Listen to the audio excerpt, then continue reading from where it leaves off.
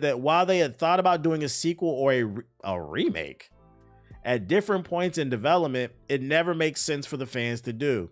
There's always a point where we say, okay, we could do a sequel now, and it would be far easier to actually do a sequel with a blank slate than to try to fix these issues that we have.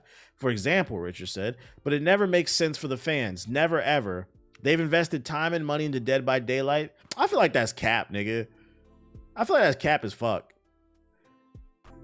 If you're playing Dead by Daylight in 2026, and they announce a Dead by Daylight 2 tomorrow, you're buying it. You're a fucking super fan. Because first of all, who the fuck is playing Dead by Daylight in 2026?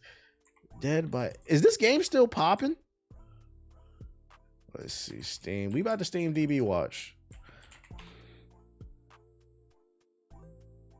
God damn, bruh. Holy shit. Hey, I'll eat my L. This game is still popping. I take it back. Okay, I understand. I was expecting like 2,000 people to be on here. This is fucking impressive. I will clout them up on this. Let me tell you why this is impressive. Guys, if I had the link, I would show it. I think I archived the video on the GI updates page.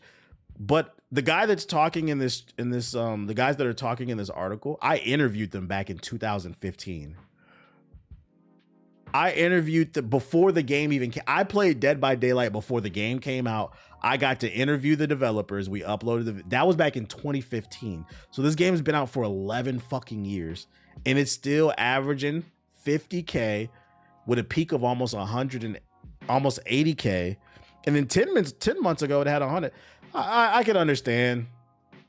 That being said, I don't know, man. It gets to a point where, like, I could argue you could easily be averaging 200K if you announce the sequel. If you still are averaging 50,000 people every night after 11 years, you could easily be doing 250, 300K if you announced a new game.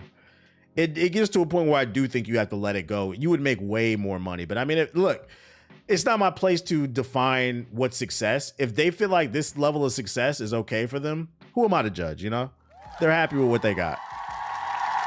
Because on the flip side, to be fair to them, they could be like EA or Activision or 2K, and they could be super greedy.